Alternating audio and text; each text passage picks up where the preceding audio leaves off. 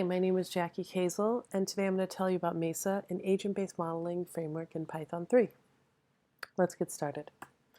In this talk, I will cover why Mesa was created, then I'll demo an example model, show you how that model is built, cover a few features of Mesa, and finally talk about how Mesa was designed. This project was started in 2014 when David Mesa and I, a fellow PhD student at George Mason University, decided we wanted a NetLogo-like or Mason-like ABM framework in Python. We didn't believe that one did not already exist, so we started by researching what currently was out there, and this is what we found.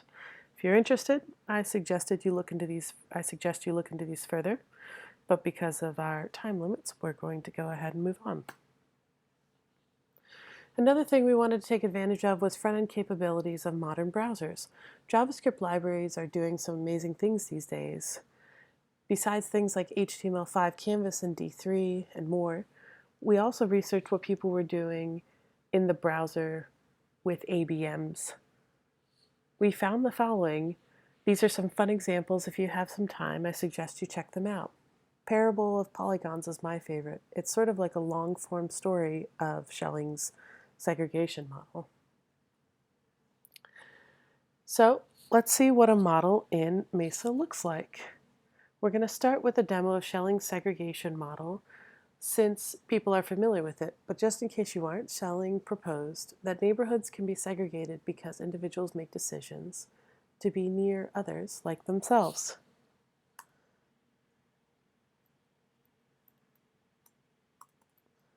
So we are in the examples folder from the Mesa repo available online. You'll see we have about 15 or so examples. So you'll want to make sure you're in the Schelling folder. There we go. To run the model, you want to make sure your environment is activated. Mine's called Mesa. You can see that on my setup here. If you aren't familiar with environments, this is a Python thing, not a Mesa thing. Virtual environments will isolate your projects from one another. So if one project requires one version of something and another project requires another version of something, you can switch back and forth easily without having to do a lot of customizations. This is really great, especially when you're working on a lot of different projects over time and you want to run an older project that required an older version. You can have it pinned to that to make sure that it still works. Environments are not required, but highly recommended. To run your model, you use Mesa run server command, and it launches. There you go. You can adjust the controls to your desired values, and then hit start to run the model. The grid is HTML5 Canvas. The chart in this example is created with chart.js. These are standard with Mesa, but if you want to use another charting library, you can extend Mesa to do that. Let's go ahead and stop that and see what files make up this model. There are two, sometimes three main files for the model. That's the model.py and server.py. Sometimes the model.py is split between agent.py and model.py if the model and agents are long and complex. In this case, they're really small, so they're stuck in one file. Also important, we have a README. This is similar to the NetLogo README. It tells you how to run the model. It tells you what the files are and also has further reading. Lastly, we have requirements.py. This helps you manage your model and your modeling environment. So let's take a brief look at model.py and server.py. You will see in this file that there is an agent and model class. So those are the base classes are imported from Mesa, and then they're subclassed to make a Schelling agent and a Schelling model. Each of them have an init, which is what happens the state when a Python class object is created, and a step function, which is both on the model and the agent, and you define how you want each of those to act in that step. You'll also notice there is a data collector. This comes from Mesa as well. This allows you to track data as your model runs. So let's check out the server.py file. So the model.py is the model and agent behavior. The server.py is what creates the visualization on the front end. So these are completely decoupled. So at the bottom you see the modular server, and that is what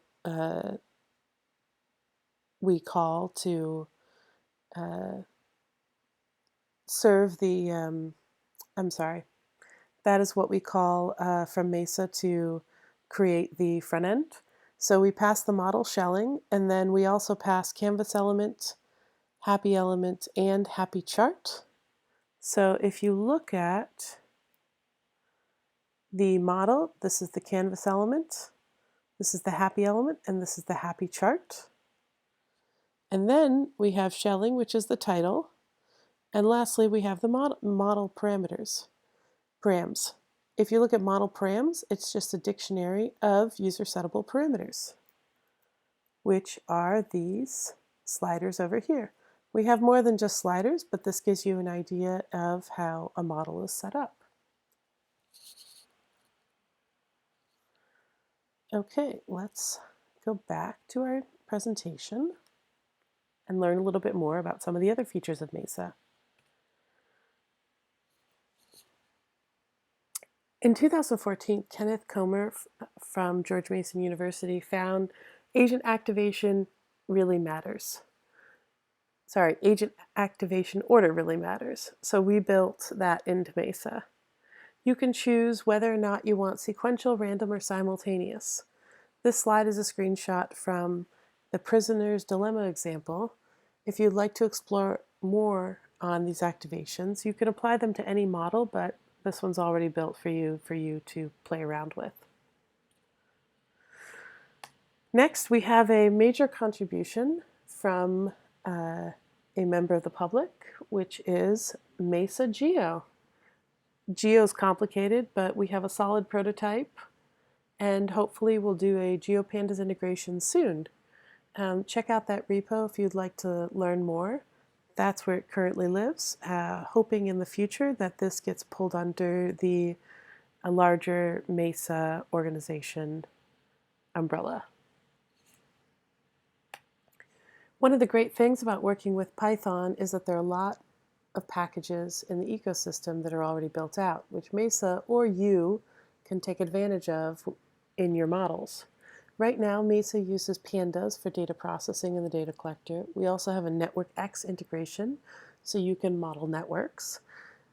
We also encourage those building models to use Jupyter notebooks to tell the story of their model, and by doing so, others can run the model and follow along and hopefully come to the same conclusion that you did when you ran your model.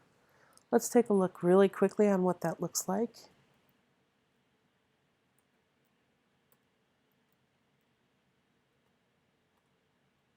Okay, so Jupyter Notebook, and then we click on Analysis. It's the .pynb file, and then you can see here is the story that is the shelling segregation model, a little bit of background, implementation, and then the code integrated with the story of what it is to run the model.